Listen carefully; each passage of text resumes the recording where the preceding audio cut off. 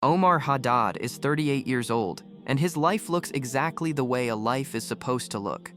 A 3-bedroom house in Fremont, California, a steady job as a senior data analyst at a mid-sized tech firm in San Jose, a wife, Samira, who cooks well and prays her 5 prayers and has given him 3 children, Zaid, 8, and the girls, Lena and Noor, 6 and 4. On paper, Omar has everything. In the marrow of his bones, he feels nothing. This is the trap no one warns you about. Not poverty, not illness, numbness. He and Samira fight now in the flat. Arguments about the electric bill. Arguments about his mother calling too often. Arguments about nothing that is actually about everything. He sits across from her at dinner and feels the distance between them like a physical wall. She feels it too. He knows. Neither of them says it aloud. You're not eating. I'm not hungry. You said that yesterday. Then why are you asking again? The children eat. Life continues. The hamster wheel turns. Then the new colleague arrives. Her name is Claire. She replaces Mark, who transfers to the Austin office, and on her first morning, she sets her coffee down next to Omar's workstation and nods at their manager's empty chair. Does he always arrive 40 minutes after everyone else? Or is that a special Monday thing? Omar looks up. He actually laughs, for the first time in months. Every day. He calls it strategic lateness. Right. Good to know. She is 34, married to a man she describes, later and carefully, as emotionally absent. She has bright eyes and the kind of restless energy that makes a bored man feel suddenly awake. She is not Muslim.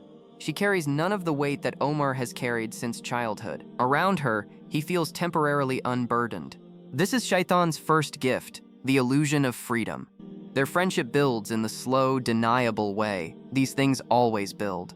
First, it is lunch in the cafeteria, then longer lunches, off-site. Then one afternoon, working late on a deadline, she leans back in her chair and says, I feel like we've been here for 12 hours. 8. Only 8. Do you want to get a drink? Just one. He hesitates for exactly 2 seconds. I'll just get a Coke. Alrighty then. Omar tells himself at every single step that he is doing nothing wrong. He is having a conversation, he is being friendly, he is a professional, he is in control. He is not in control. He has not been in control since the 2nd week.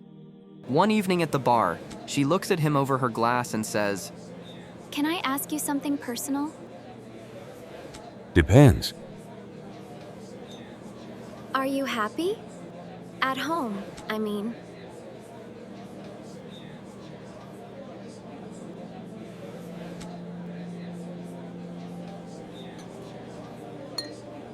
Me neither. My husband and I haven't really talked in about a year. I'm sorry. By the time the affair begins, Omar has already committed it 100 times in his imagination. The Prophet, sallallahu alaihi wasallam, warned of this, that the eyes commit zina, the tongue commits zina, the hands commit zina, and the private parts either confirm or deny. Omar's private parts confirm it on a Tuesday evening in Claire's apartment in Santa Clara, while Samira puts Lena and Noor to bed alone, and Zaid waits for a father who is not coming home on time. And here is the first thing no one tells you about Zina. The guilt does not come after. It comes during. It is woven into the act itself, inseparable from it, like a shadow you cannot shake. Omar drives home that night, and the guilt sits in the passenger seat. He kisses his children, and the guilt is in the kiss. He lies next to Samira and stares at the ceiling, and the guilt is in the dark. He thinks he will feel relief in the morning. He does not. The relief never comes. But here is the second thing no one tells you. Guilt is not enough to make you stop. Because now Claire is not just a temptation, she is a secret. And secrets have gravity. They pull you back. 3 months in, Omar tries to end it. He performs ghusl. He prays 2 rakas with genuine tears. The next day, at lunch, he speaks quietly. Claire, we need to stop. What do you mean? I mean this. All of it. I can't keep doing this to my family. Your family. I have 3 children. I have a wife. This was wrong. I was wrong. Okay. He believes her. The texts begin the following week, gentle at first. I miss you. Can we talk? Just once more, please. Then, when he stops replying, urgent. Omar, I know you're reading these. Don't do this. Then frightening. You don't just get to walk away. You don't get to decide this alone. She shows up at the office early. One morning, she steps into the elevator just as the doors are closing and says, We should talk.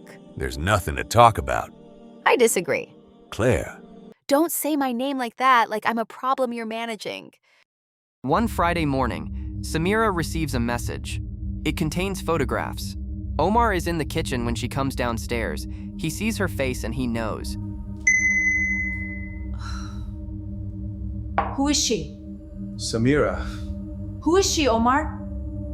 she's a colleague. It's serious. It's over. I ended it. You ended it. Yes, months ago. She's not stable. She sent those to her. How long? How long, Omar? 3 months. You took off your ring. You lied to my face every night. I gave you everything. This house, this life. I break my back every single day so you and the girls don't have to worry. Do not use my daughters to justify your filth. It was a mistake. One meaningless, stupid mistake. That is not a mistake, Omar. That is a second life. It meant nothing. I swear to God, she meant absolutely nothing to me. Get out of my kitchen. He goes to a hotel in Milpitas that night and sits on the edge of the bed and looks at the wall.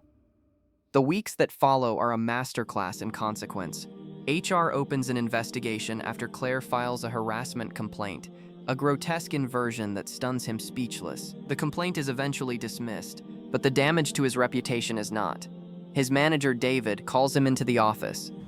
I'm gonna be straight with you, Omar. I don't know everything that happened, but the atmosphere on the team has changed, and that's a problem. I understand. We're moving you to the infrastructure audit project. Omar looks up. That's a dead-end project. It's what we have right now. I'm sorry. Then his body begins to speak. He notices it first as fatigue, the kind that sleep does not fix, night sweats, a rash that appears on his torso and does not leave. He tells himself it is stress. He tells himself it is the disruption of his routine. He tells himself everything except the thing that, in the hollow of his chest, he already knows. The clinic in Sunnyvale is clean and unremarkable. The counselor who delivers the result is kind. Omar sits in the chair across from her and hears the word HIV positive. And the room does not spin the way he thought it would. It simply becomes very quiet, as if the world has taken one slow step back and left him entirely alone in the center of it. Omar Haddad is 38 years old. He has no home, no marriage, a job that is ending in slow motion, children who are growing up in a house that no longer contains their father, and a body carrying a virus that will be with him the rest of his life. He opens the Quran app on his phone. His hands are shaking. He finds Surah Az-Zuma, verse 53. He reads it, and then he reads it again. He does not know yet if he will find his way back, but he knows, with a certainty that has replaced everything else. Zina does not announce itself as destruction. It arrives dressed as relief. It leaves as ruin.